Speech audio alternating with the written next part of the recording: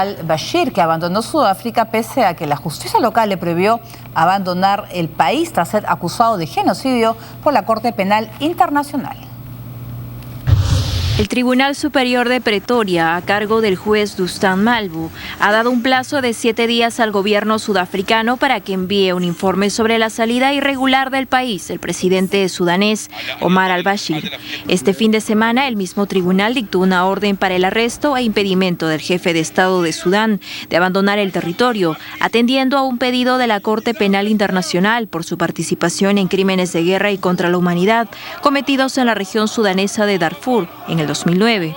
Sin embargo, el gobierno de Jacob Zuma autorizó el viaje de al-Bashir, defendiendo el estatus de inmunidad diplomática de la que gozaba el presidente sudanés, quien viajó este fin de semana a Johannesburgo para asistir a la edición 25 de la Cumbre de la Unión Africana. Tras la polémica, el juez Malvo apoyó la tesis del Centro de Litigio de África Austral, que destaca que compromisos de índole internacional y la propia legislación priman sobre las decisiones del Ejecutivo. Al-Bashir ha minimizado estas órdenes de arresto en su contra y las ha calificado de colonialistas, después de que en diciembre del 2014 se paralizaran temporalmente las investigaciones en su contra por falta de cooperación de las autoridades de Sudán. La Corte Penal Internacional investiga desde hace más de 5 años sobre su responsabilidad en la revuelta de grupos no árabes en Darfur en el 2009, donde 300.000 personas fueron asesinadas y 2 millones tuvieron que huir, según Naciones Unidas. El portavoz del Departamento de Estado de Estados Unidos, Jeff Wright, declaró estar decepcionado con la conducta de al-Bashir al ser capaz de abandonar Sudáfrica, aunque se negó a decir si Sudáfrica tenía responsabilidad por no detener a al-Bashir. Precisó que debieron tomarse otro tipo de medidas. Muy bien, 6 años que está burlando esa orden de arresto, ¿no? Desde el año 2009. Y es, no sé, raro, ¿no? Que participa en una cita, ¿no?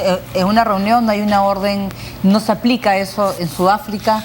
Y lo deja, no sé si lo dejan o él es muy hábil y se escapa. Bueno, ahí hay 3 cosas probablemente por mencionar, ¿no? La primera es que, a diferencia de las Cortes Nacionales, que sí pueden ordenar a la policía del país detener a una persona, los fallos de las Cortes Internacionales dependen de la buena voluntad de los estados que suscribieron el tratado que les dio. Es obligatorio, pero no hay cómo obligar a los estados a cumplir con lo que acordaron.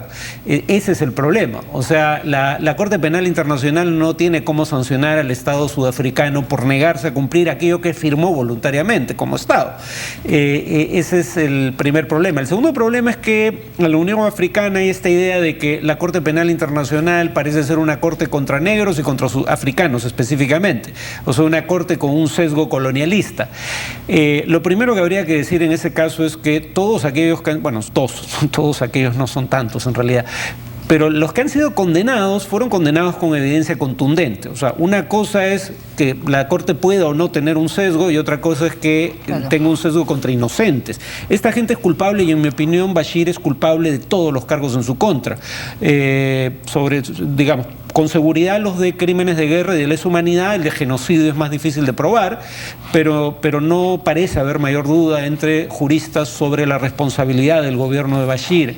El tema es que efectivamente esta es una corte que va a juzgar básicamente ex líderes o líderes de estados relativamente débiles. Claro. No va a juzgar a líderes o ex líderes de China o Estados Unidos.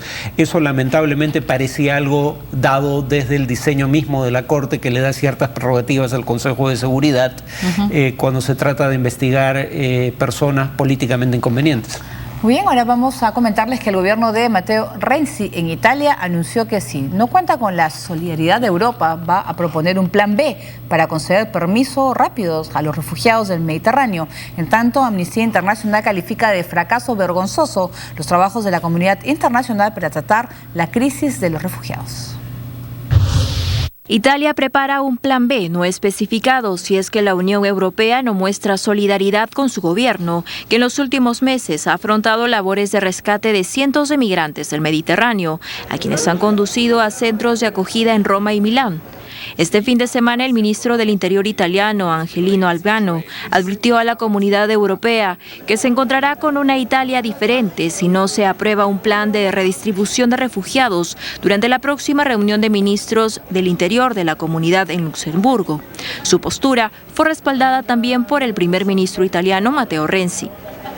O es un problema europeo y lo solucionamos conjuntamente, o es un problema solamente para Italia, porque Europa no hace nada al respecto.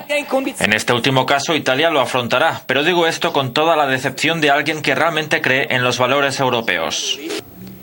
Estas palabras las dio en referencia directa a la situación que vive un centenar de migrantes, entre eritreos y senegales, que desde el fin de semana pernoctan al aire libre en las costas italianas de Ventimiglia, a la espera de que Francia abra sus fronteras para poder reunirse con sus familias. En una entrevista, el ministro del Interior de Francia, Bernard Cazeneuve, ha reafirmado que su país no ha cerrado el espacio europeo de Schengen, pero sí ha intensificado los controles fronterizos para evitar el ingreso de inmigrantes indocumentados. Asimismo, indicó que Italia debe obedecer los protocolos de Dublín de la Unión Europea, que asignan a los recién llegados el primer país del bloque al que llegan hasta que se procese su solicitud de ingreso. En el mes de mayo, Francia ha devuelto a Italia 1 millar de extranjeros que llegaron en trenes y buses desde Milán, Turín o Roma, muchos de los cuales no tenían identificación. Pues realmente pues eso es un problema que debe compartir Europa y debe buscar una solución, o simplemente Italia va a seguir con una propuesta distinta, pese a que con la posibilidad que no le gusta al resto de países europeos. Pues sí, yo había criticado en este programa la actitud de la Unión Europea, pero habría que decir que hay países que salvan su responsabilidad, Italia y Grecia, ¿no? Grecia está en una situación económica que todos conocemos, calamitosa, y aún así está intentando asimilar a estos refugiados. Italia está haciendo el esfuerzo primero de salvarlos en alta mar, sí, lo está ayudando, y luego de procesar sus demandas. La amenaza que está haciendo Renzi de decir, mira, les vamos a dar asilo express y van a tener libertad de movimiento dentro de la Unión Europea. Que entren y que así, se vayan donde quieran, o sea, ¿no? Claro. Si no nos ayudan voluntariamente, les vamos a trasladar parte del problema de cualquier manera. O sea, así que más vale que, dado que somos una comunidad de naciones, afrontemos este problema de manera conjunta. Claro, porque el destino de muchos de estos señores no es Italia o Grecia. Ellos quieren ir más arriba. Quieren ir, por ejemplo, a Alemania, ¿no? Claro, y Alemania lo que quiere es que se queden en Italia, ¿no? No están ayudando están ayudando, digamos, en el mínimo indispensable para que no los acusen de inhumanos en el rescate de esta gente en el Mediterráneo, y prácticamente no están ayudando en el procesamiento y reasentamiento. Entonces, claro, Italia dice, ¿somos Unión Europea o no somos Unión Europea? ¿Tenemos políticas migratorias comunes o no? Si las tenemos, pues colaboren, no nos dejen todo el trabajo a nosotros. Es verdad.